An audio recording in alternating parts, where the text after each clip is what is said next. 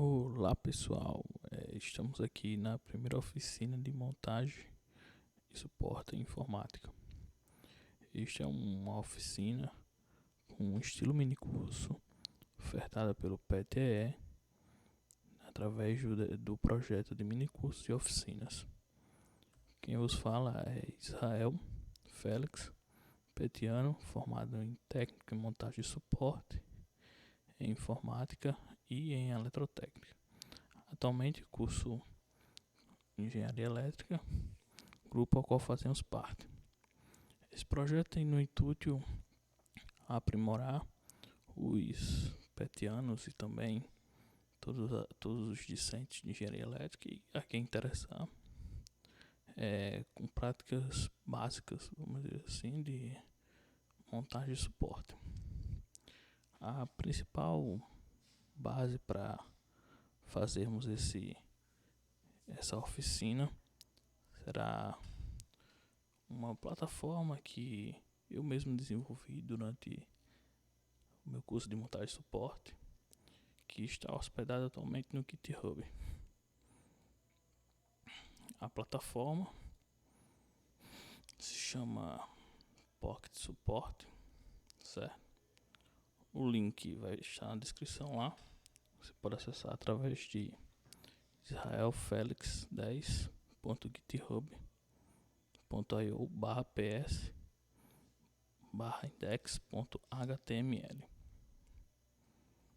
Bom, a ideia deste site é, na verdade, dar algumas práticas de montagem e suporte.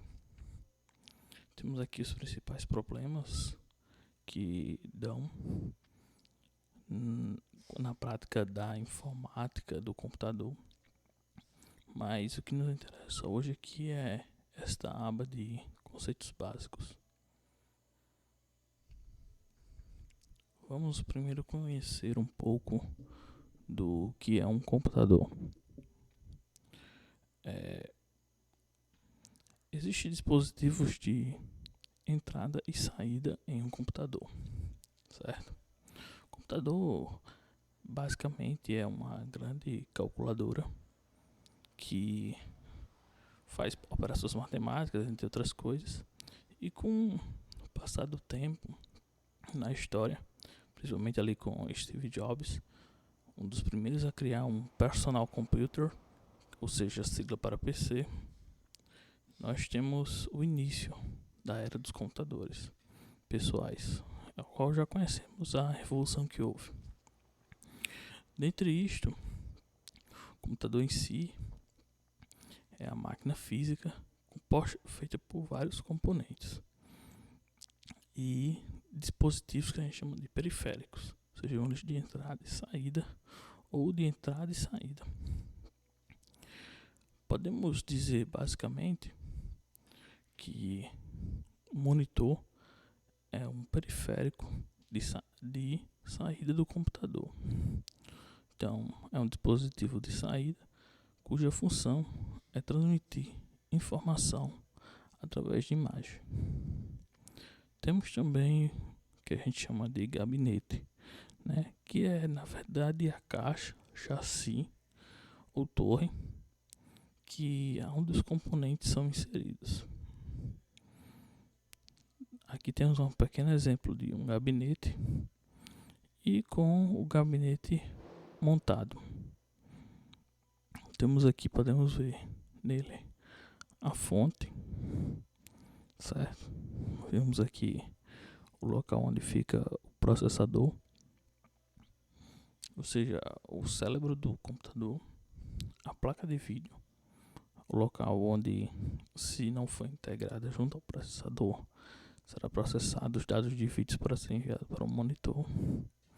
Temos aqui memórias, só que memórias do tipo RAM, né? Temos dois tipos de memória no computador. Temos as memórias do tipo ROM, do tipo RAM, e temos também os hard disk, temos também as memórias flash, né? Agora principalmente hard disk ou HD é um realmente um disco que magnetizado que recebe essas informações. Ele é separado por blocos e as informações são processadas e depositadas ali via magnetismo. Essa tecnologia está ultrapassada porque qualquer queda e tal, ele era um dispositivo essencialmente mecânico. Qualquer queda ou ímã que fosse aproximado dele poderia perder as informações que ele continha. Temos também as memórias RAM, ou seja, memórias voláteis, que servem apenas quando estão sendo energizadas. Elas carregam arquivos temporários, são bem mais rápidas que essas memórias fixas, né? Que continuam com a informação, mesmo ela não estando energizada. E aqui temos a placa-mãe, né? Que a placa-mãe ela contém todos os componentes eletrônicos de circuitaria para conectar todos esses componentes e fazer a pleno funcionamento. Ela é dividida, geralmente antigamente era dividida com chipset norte e sul, que hoje em dia geralmente fica em um, por dos seus periféricos, dentre outras coisas. Ela é, vamos colocar assim, o sistema nervoso do computador. Bom, olhando a parte de trás de um gabinete, de um monitor, nós temos as centrais de conexões. Temos primeiramente na fonte a entrada de energia, certo? Fase, neutro e o terra. O terra é essencialmente necessário, como sabemos, devido a danos que podem ocorrer devido à energia estática ou choque elétrico que pode ocorrer com o usuário. Alguns computadores também existem as entradas P2, que serve, no caso aqui, para fone de ouvido ou microfone. Alguns computadores, como notebooks, possuem já no mesmo conector este tipo de entrada. Temos também as portas USB. Existem várias gerações de USB, USB 2.0, 3.0. E isso implica no aumento da velocidade de transição de dados. A tecnologia USB, ela essencialmente é do tipo plug and play. O que isso significa? Que basta plugar um dispositivo periférico a um computador que ele irá funcionar por padrão, né? Às vezes é necessário algum drive, coisa outra, mas nada que como era nas portas seriais. Geralmente eram usadas em impressoras ou outros dispositivos externos que necessitavam de drives mais elaborados e tal. Temos aqui a porta Ethernet, o seu padrão principal é o RJ45, que atualmente está um pouco em desuso, né, para principalmente notebooks, mas porque a tecnologia Wi-Fi está dominando o mercado, mas ainda é muito importante nas comunicações. Temos as entradas VGA e atualmente existe também a do tipo HDMI, Thunderbolt, entre outras. Mas aqui, para efeito de exemplificação, temos a VGA, que é a mais comum, que é uma entrada de saída de monitor, famoso também em muitos projetores, entre outras coisas. Ela é bem parecida com a porta serial. Aqui temos o conector antigo, que era para teclado e mouse. Hoje os teclados e os mouses, em sua essência, vêm com o formato USB. E aqui temos uma porta paralela, que é na mesma ideia de uma porta serial. Serve para conectar hardwares específicos. Temos então aqui os slots de expansão, onde pode ser colocado uma placa de vídeo extra, uma placa wireless, uma placa Bluetooth, entre outras coisas. Bom, como eu falei anteriormente, existem periféricos de entrada e saída. Um dispositivo que pode ser classificado como periférico de entrada é o mouse, né? Um pouco sobre a história do mouse é que ele primeiramente foi inventado por uma empresa chamada Xerox, que foi de certa forma desconsiderado pelos seus investidores, né? Porque os primeiros computadores eram essencialmente movidos a teclados com sistemas operacionais rudimentares. Então foi descartado. A Apple na época comprou, viu que era uma tecnologia disruptiva, implementou nos seus sistemas operacionais Mac OS e posteriormente foi adotado também pelo Windows, que até então se chamava MS-DOS. Esse tipo de tecnologia foi também disruptiva em sua época e nos mostra o poder da evolução. E aqui temos o famoso teclado, né? Ele existe de várias formas. O mouse, ele serve como esse ponteiro, né, que está na sua tela.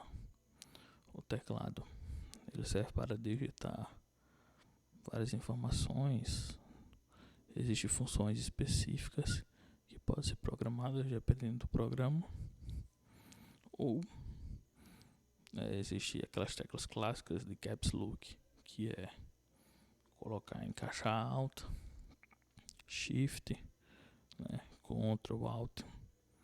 Temos o teclado mais famoso, né, é o chamado QWERTY, que vem das primeiras letras de um teclado, né, QWERT.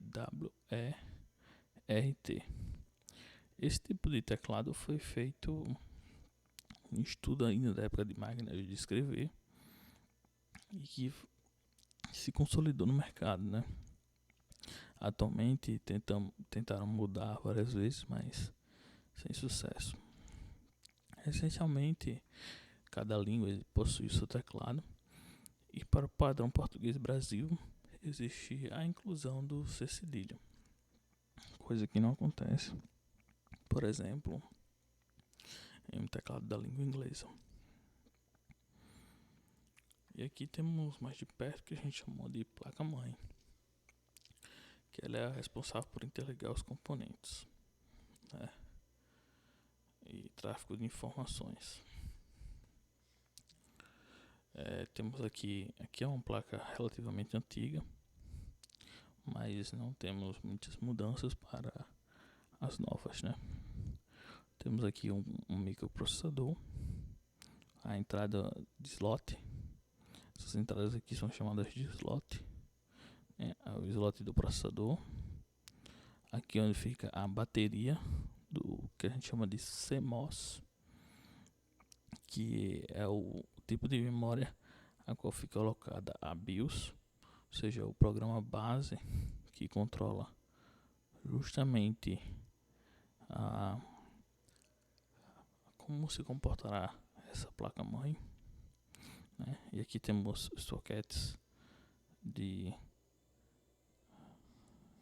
memória RAM, aqui do tipo PCI Express. PCI Express que serve tanto para rede como vídeo, entre outras coisas. Aqui debaixo ficaria o chipset dessa placa-mãe, né, que é responsável por gerenciar a ligação, né, dos periféricos entre um e outro. Aqui temos as entradas do tipo SATA, onde será incluída um leitor de CD DVD ou o HD mesmo, né? Existem SSDs que podem ser conectados aqui. Aqui temos a conexão de energia, que vemos que é de aproximadamente 24 pinos, né? Isso varia, geralmente de acordo com a tecnologia da placa-mãe. Algumas possuem um conector de energia aqui que é dedicado para alimentar o processador. Então isto varia um pouco de placa para placa. Temos as entradas, né? Aqui lá VGA de cima, o bicho de cima, a entrada de internet e as entradas USB. Logo aqui podemos ver também essa pequena parte, é o local onde é conectado aqueles botões que ficam na carcaça do gabinete, né, que acende a luz, indicando seu funcionamento, entre outras coisas. Aqui temos melhor explicado cada componente, né? O soquete, as entradas, né? As memórias são de vários tipos: DDR3, DDR2, SDRAM. E isso varia muito de tecnologia. O que, como se identifica geralmente uma memória RAM, a sua época é de acordo com esses furos aqui. Geralmente uma é mais passada que outra. A de chamada DDR2 ele fica um pouco mais para cá e o encaixe não seria perfeito, né? Slot D é uma mesma entrada SATA, seja para transferência de dados, só que descontinuado.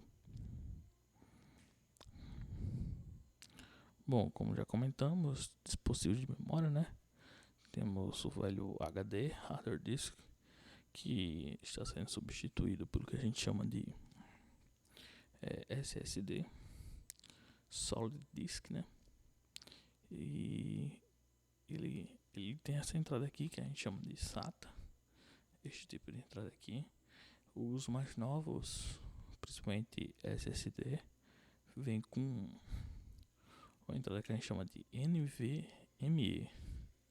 Esse tipo de entrada ele oferece transmissões mais rápidas, né, com um dispositivo um pouco menor e maior confiabilidade. Vou falar um pouco sobre o processador, onde temos até mesmo uma matéria aqui no curso de engenharia elétrica dedicada a construir processadores, só que controladores, né? Controladores um pouco menores, com menos instruções, mas um processador é basicamente o circuito integrado capaz de efetuar processamento de dados, obedecendo determinadas instruções. Ele geralmente é conhecido como o CP ou CPU, né? Então já fica aqui claro que quando alguém fala de um personal computer ou PC, diz assim: aquele CPU ali ele está cometendo um equívoco, pois CPU na verdade se trata apenas desta peça, que é o processador. Como falamos um pouco da memória RAM, né? Ela é uma memória temporária. Existem vários tipos: DDR2, DDR3, DDR4. Atualmente está sendo bastante difundida. Ela é volátil, né? Quando acaba a energia do computador, ela também se extingue. Fonte de alimentação, elemento principal de um computador. Ela é a responsável justamente por transmitir a energia, né, para os componentes. Temos a entrada SATA, aqui temos a entrada para a alimentação da placa, justamente com o processador. Temos aqui cerca de 12 e 24 volts em cada uma dessas saídas e de forma contínua DC. Esta aqui da imagem não apresenta, mas ela geralmente tem um chaveamento onde você pode conectá-la a 110 ou 230 volts, que é a tensão da nossa rede atualmente, né? Então tem que ter bastante cuidado quando for conectar, ligar, porque não é difícil você encontrar fontes queimadas devido à má ligação. era estar setado para 110 e foi ligado no 120, por exemplo. Outro componente chave, né, que muitas vezes não escutamos falar muito sobre ele, é o que a gente chama de cooler, de ventoinha. E uma peça fundamental junto com ela é o que a gente chama de dissipador de calor. É na verdade um sistema de arrefecimento, ou seja, resfriamento, que usa diversos hardwares eletrônicos e ele tem o objetivo de evitar a sobrecarga ou calor dos componentes ali envolvidos. Aqui temos o exemplo de um cooler, né, usado para não deixar um processador esquentar. O processador é uma entidade que eleva bastante sua temperatura. E quanto mais quente tiver, mais suscetível a erros, a problemas um dispositivo eletrônico está. Pois significa perca de energia, né? Basta lembrar lá da lei de Ohm e da lei de Ampere. Lei de Ampere, o gasto de joules. Então, se é energia não utilizada, útil, está sendo dispersada em forma de calor. E os componentes possuem um limite de operação para trabalhar em altas temperaturas. Então, o dissipador de calor é esta parte metálica com vários furinhos. Geralmente é feita de alumínio e fica em cima do processador. Esse aqui é o cooler, né, que ele trabalha como uma espécie de exaustor, não como ventilador. Ele não joga calor, ele retira calor. Ou seja, ele faz o processo de sugar o ar quente e retirá-lo do gabinete do processador. Temos a bateria, né? Geralmente quando um computador apresenta problema de data, hora, não salva esse tipo de configuração, provavelmente essa bateria que está com problema. Então é um reparo relativamente fácil de se fazer.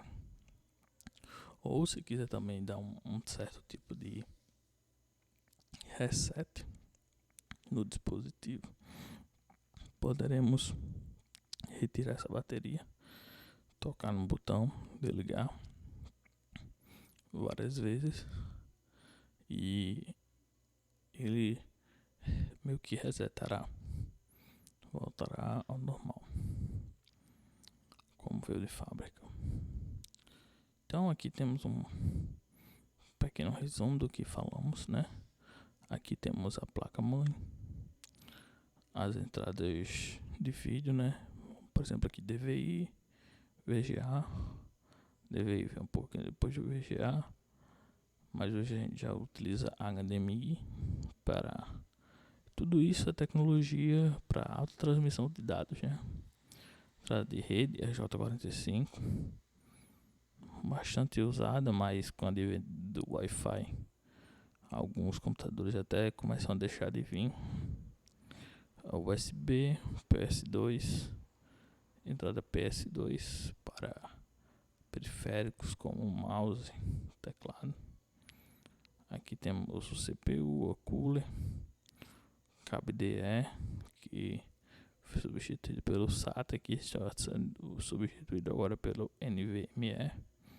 Temos aqui a RAM, o hard disk, placa de vídeo e alguns dispositivos precisam também de placa de som.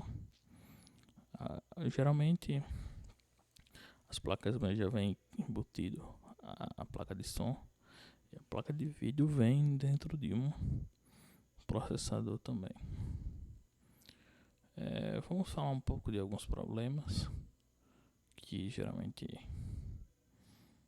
acontece, né? Por exemplo, o computador não ligou. O que devemos fazer, né?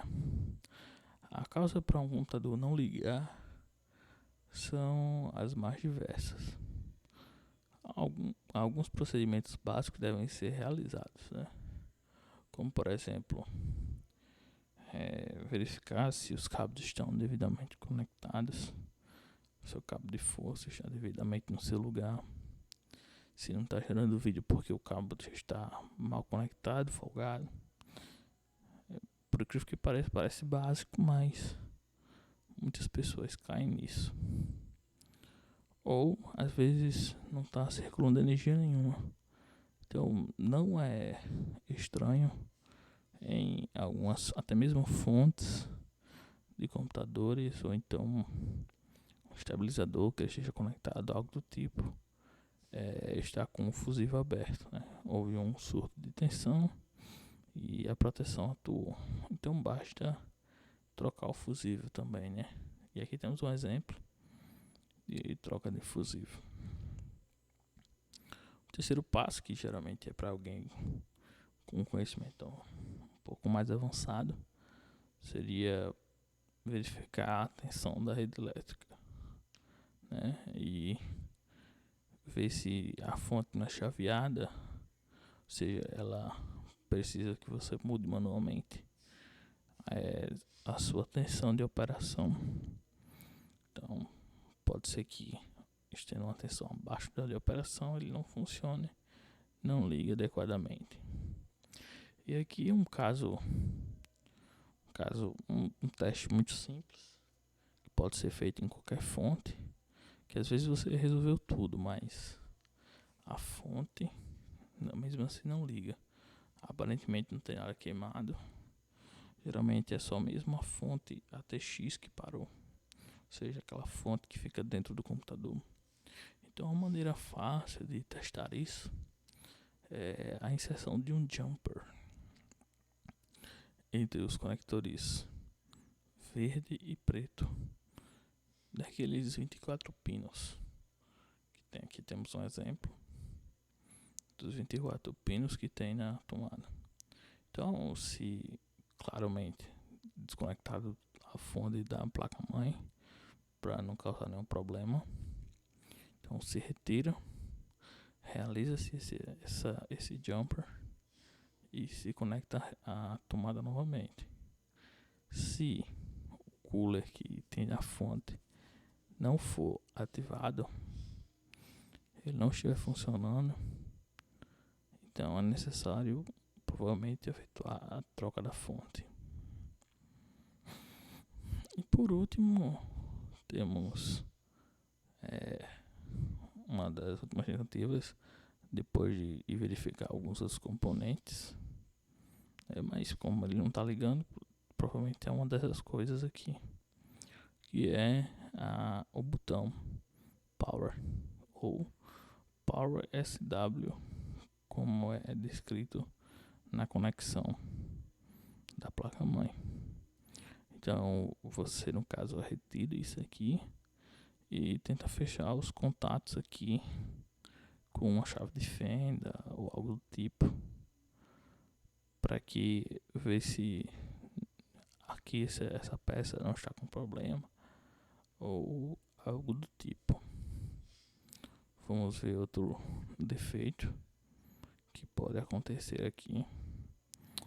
Por exemplo, a emissão de bips. O computador, você liga e ele começa a dar vários bips, bip, bip, e a gente não sabe o que é. Então, vamos ver.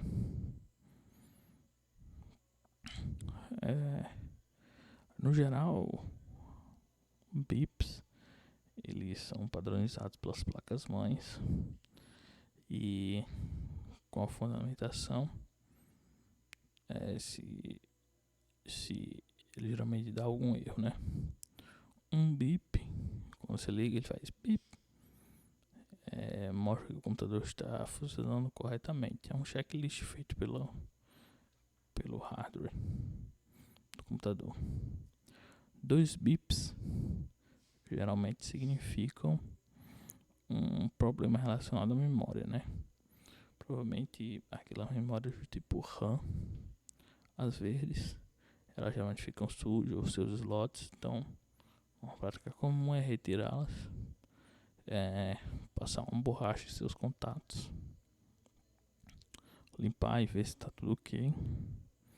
e após inserir novamente.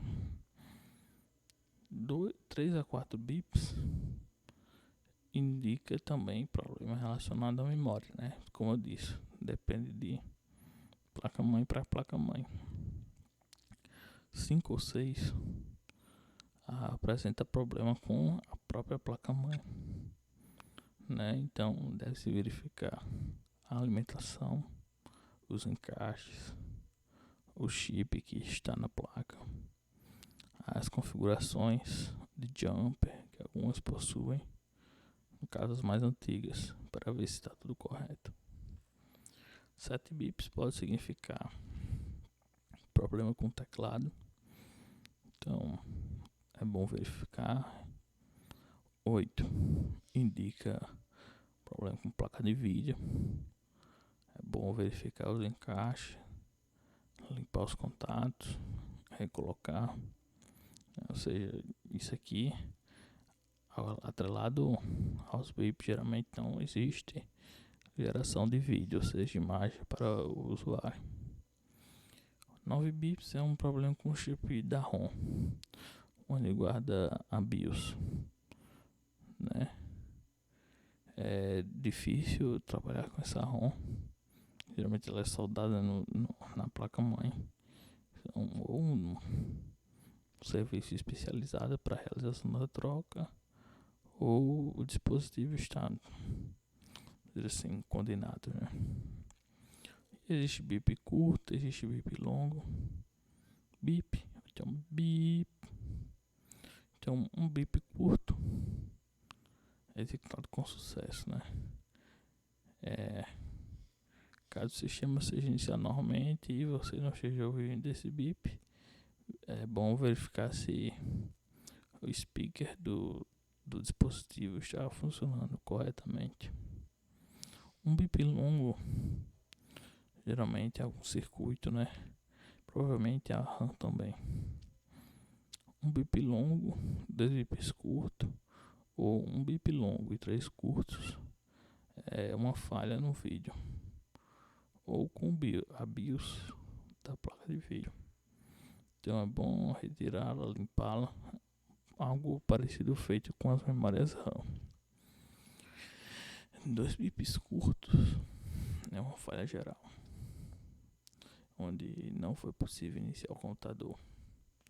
É uma falha grave e em geral também pode ser relacionada aos módulos de memória da placa. 2 bips longos, erro de paridade.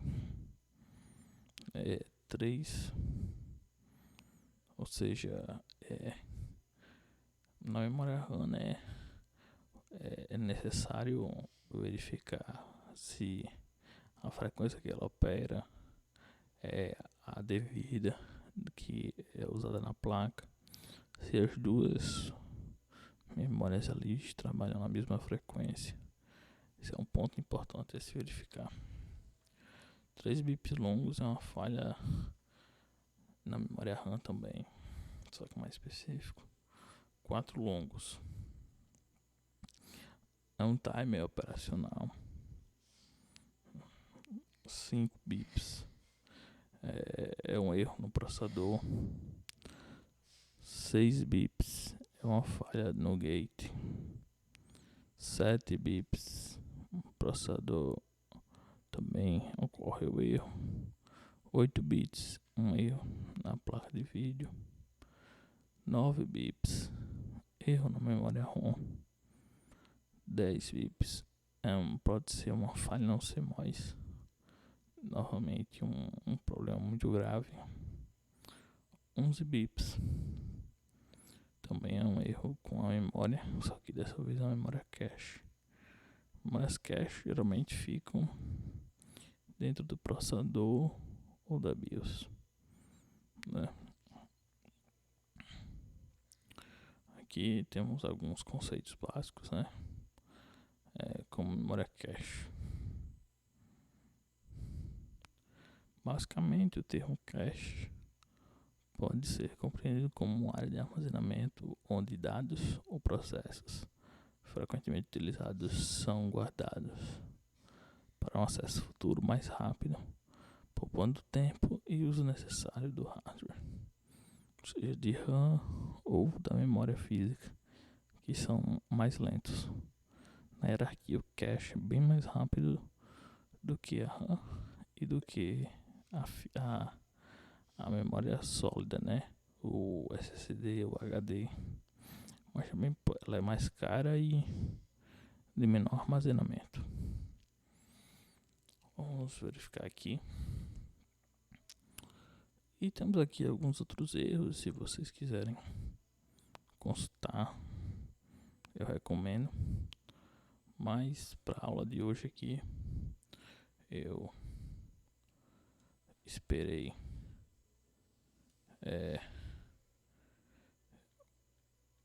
esse programa aqui, que nos mostra um pouco como é o funcionamento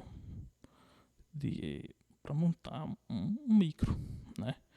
É um programa da Cisco, IT Essential Virtual Desktop, e a missão dele é mostrar um pouco como é a montagem de um computador, certo?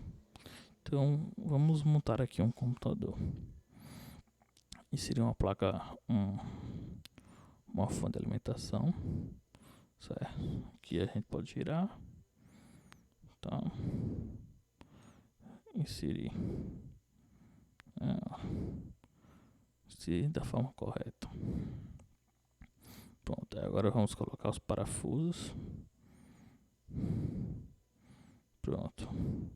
Então a fonte foi inserida com sucesso no gabinete. Agora vamos para a placa-mãe. Na placa-mãe podemos inserir as memórias RAM, CPU e outras coisas. Então vamos inserir a memória RAM. Verificamos o lado, né? Porque essas entradas aqui geralmente são diferentes. E ó, inserimos. Devemos geralmente fechar os contatos para evitar qualquer problema.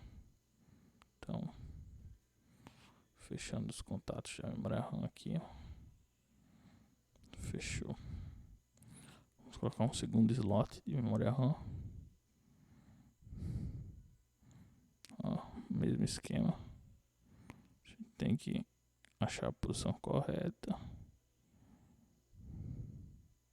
para colocar a memória RAM. Essa aqui, ó, eu acho que ela é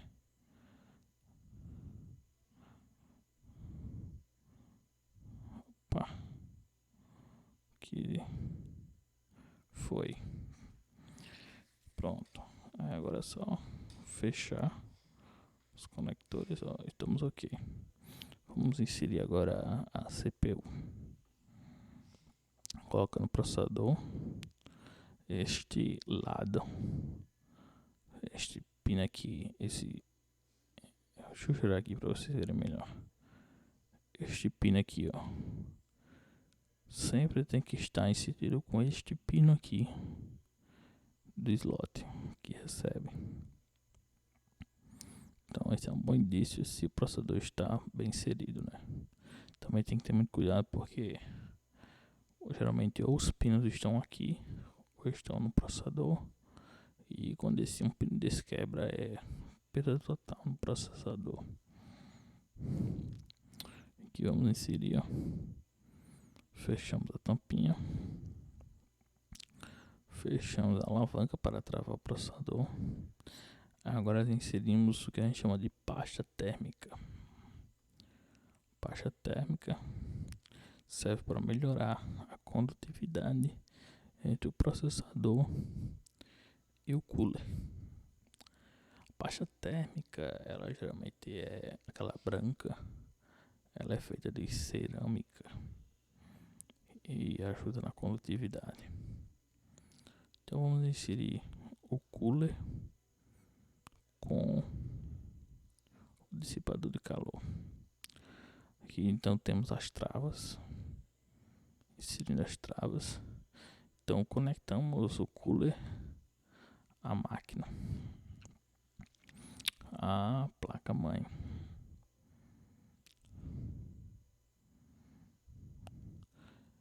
Este fã aqui é controlado justamente pela placa-mãe, né? Então possui os fios de alimentação e o fio de controle para ele não ficar operando 100% todo o tempo, até porque em alguns casos é até bastante barulhento. Então, inserindo, próximo passo, instalamos a placa-mãe no gabinete. Então vamos instalar, instalando. Esta parte aqui sempre fica voltada para aqui. E aqui, ó, nós vemos aqui naquela parte de trás os slots que podem ser de algumas placas externas, como de vídeo, de áudio, entre outras.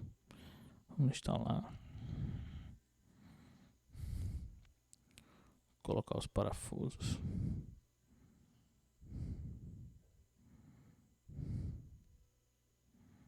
Ok.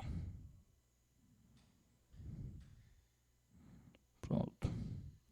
Vamos inserir agora placas de expansão. Aqui temos uma visão aumentada das placas de expansão. Então, a placa de interface de rede para conexão.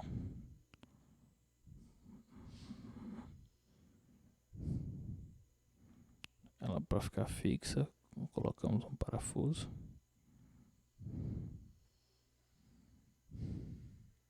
A placa wireless,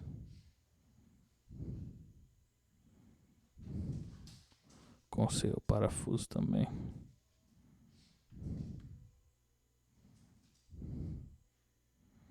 Temos também uma placa de vídeo, né? Para jogar, porque ninguém é de ferro. Vou botar aqui, ó, parafuso. Show de bola. Agora vamos instalar o HD. Drivers internos. Então vamos para a montagem do HD. Então, o HD, parte vital para o funcionamento do computador, onde serão instalados programas, sistema operacional,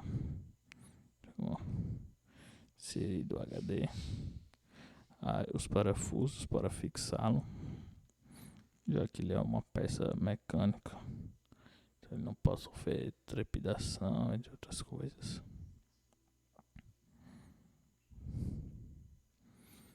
Vamos agora para os drives de CD, DVD, utilizados antigamente. Então, inserindo aqui, ó,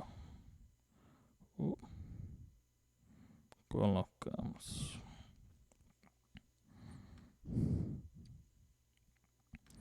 Aqui, ó, instalado também. Esse aqui, só os das antigas vão saber o que é isso aqui. Isso aqui é um disquete. Olha aí, onde cabia uma música e nada mais. Vamos fixar o disquete, né? Fixado.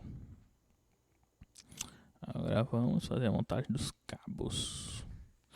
Vocês saberem, montar cabos é quase que uma arte. Temos vários computadores bonitos, montados por várias pessoas aí. Temos até uma matéria no curso de engenharia elétrica chamada cabeamento estruturado. Só que esse aí é voltado para redes, viu, pessoal?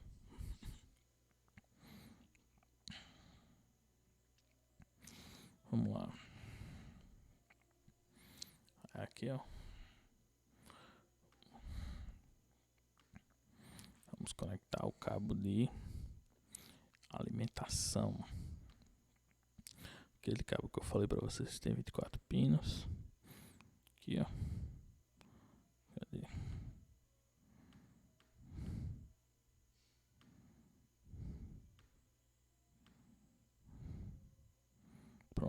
Geralmente ele vem às vezes dividido, né? Alguns você coloca aqui, mais 4, para alimentar o processador. Ou ele vem assim também, separado. Ó, esse aqui, ó. Vai justamente separado. Você verifica aqui as conexões, se elas são compatíveis. Caso aqui a gente vai ter que girar. Aí, ó, compatível agora. E instalar. Vamos agora instalar a alimentação do drive de DVD. Agora a alimentação do disquete. Girando aqui, ó. Pronto, essas partezinhas aqui, ó, vão se encaixar aqui. Pronto. E aqui, ó, instalação do SATA do HD, a parte de alimentação. Aqui temos um cooler externo que ele será conectado justamente para não evitar sobrecarga, né? Então o ar é expelido por aqui e ele sai por aqui através do exaustor. Conectar o cabo SATA.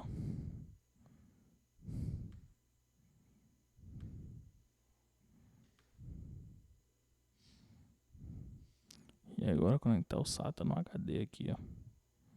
Vamos lá.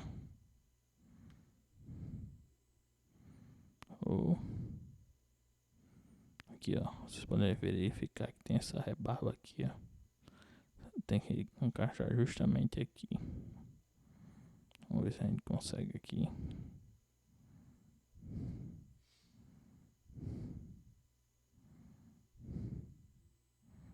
Foi aqui para o drive de DVD, né? Que é uma conexão antiga tipo IDE, que tinha essa pina aqui, ó, que tem que ser encaixada aqui. Pronto, e aqui, ó, conectar no drive.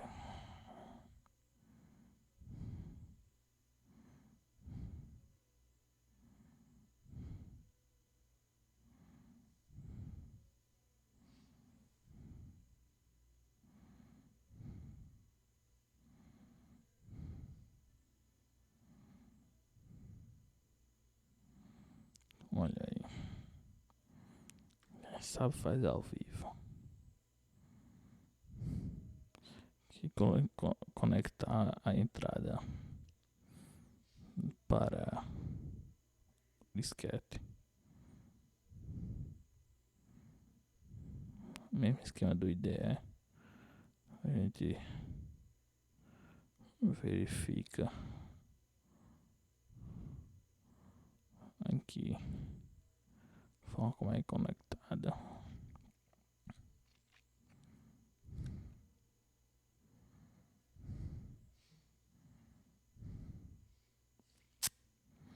Pronto. Agora vamos conectar os cabos externos. Toda a parte de periférico, como falei, né? Os cabos USB, mouse, teclado serão os conectados nesta etapa. Para completar a montagem do computador, conecte os painéis. Prenda o gabinete usando os parafusos. Então, vamos fechar agora o gabinete. Olha a coisa linda. Aqui, ó. Parafuso fechado. O cabo do monitor do tipo DVI. Este risco aqui deve ser conectado neste risco aqui.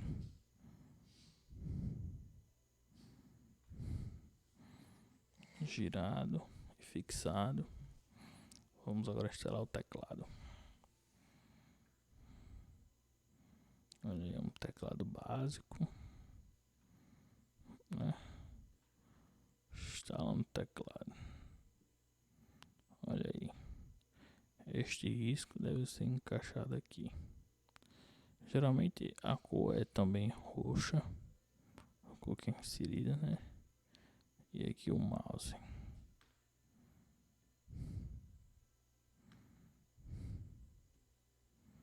Olha, da mesma forma,